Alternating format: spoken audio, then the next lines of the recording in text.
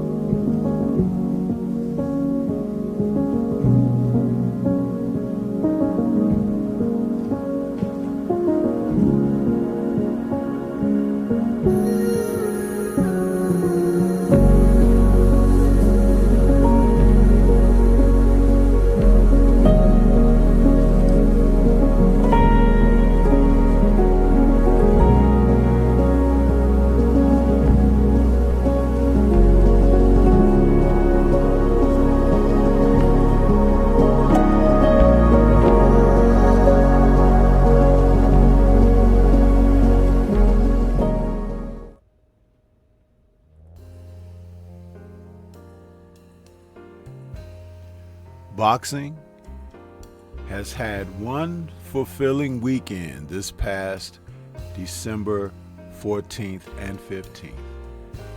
And to cap things off was a heavyweight bout that took place, and we saw the return to the ring of Whyte.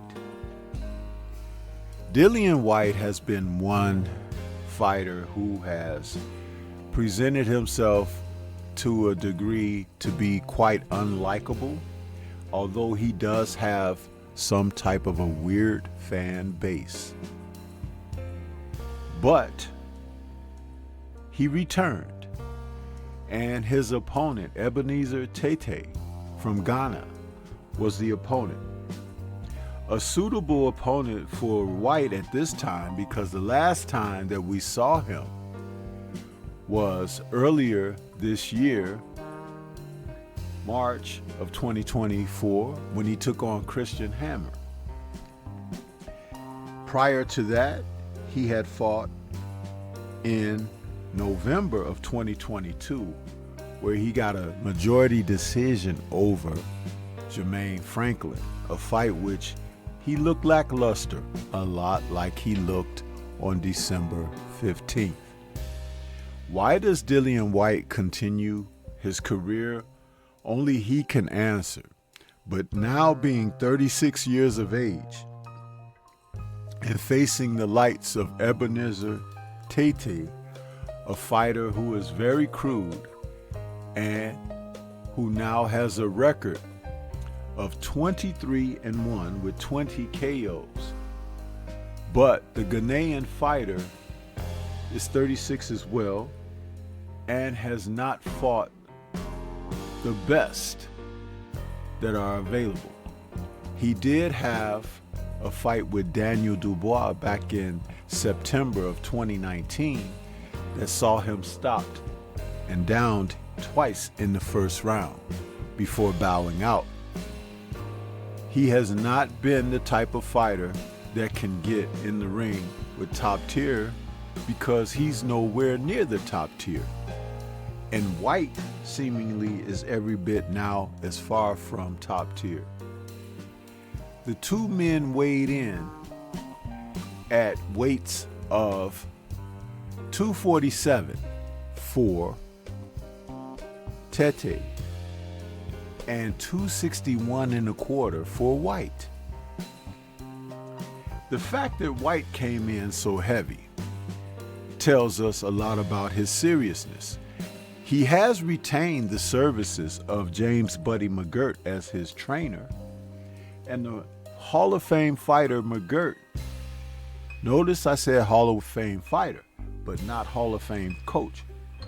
You have to wonder, is McGirt just a gun for hire for fighters to show up in their corners for a payday? Because Whyte does have talent, but he is almost always out of the best of condition. His 3 losses have been by stoppages, all 3. And twice to 2 names, Anthony Joshua and Tyson Fury. The Alexander Povetkin loss was avenged. But what is Whyte's aim? And we have to ask this question because it warrants an answer. Against Tetteh, it was almost as if he were looking in a mirror. Not in the best of shape, throwing punches with little to no technique. And it seemed that just because Whyte has a better base and foundation, that made the difference between the two. He was asked in the post-fight, would he be interested in fighting on a Riyadh season event? And he said, hey, listen, there are other fighters. He's not trying to jump ahead of anybody, but if he got a call, he wouldn't mind. But this is the thing. Riyadh season is about the best fighting the best. And we're not seeing the best out of Dillian Whyte and haven't for a long time. He has popped dirty for performance-enhancing banned substances. And he has had moments of lack where he just doesn't show up. Remember the Tyson Fury promotion where he wouldn't even come to press conferences. And after crying about receiving a title shot for so long, when he did face Tyson Fury, he bowed out in 6 rounds with no efforts to really actually try to win the heavyweight title. The fighters who are fighting on Riyadh season events are trying to make their way in the sport and compete as the best amongst one another. Whyte doesn't have that type of disposition or temperament. So what are they doing, he and Buddy McGirt? I don't know. But the fight against Tetteh turned out to be lackluster. The punches that were thrown looked like club fighter status. It's an insult to the sport of boxing to consider him a top-tier heavyweight when there are so many others who are looking to buy their moment and time of notoriety. But yet and still, this editorial is to mention the fact that he's still out there, floating in the deep seas. Someone throw him an anvil so that he may sink to the bottom. Because this is not the type of fighter that I want to see in the top events. He had his chance and he blew it. There are others now who are looking to take over in the division of boxing of heavyweights, and I'd rather spend the time focusing on them. But this is news to report that Dillian Whyte had a sighting on December 15th, 2024. Hopefully, it may be the last. But what do you think? This is Stormy B-Man. Shout out to the mighty LDBC and Liberated Perspective, a third eye view of the world. For more content such as this, please like, comment, subscribe, and share. Let me know what your thoughts are if you had a chance to witness Dillian Whyte and his return to the ring. Did it disrupt your peace as much as it did some others? And did the great fights that took place during the weekend of, particularly on the 14th, satisfy your craving for real boxing as you yearn for more? Leave comments and let's discuss. Peace to everyone out there, and everyone please remain safe.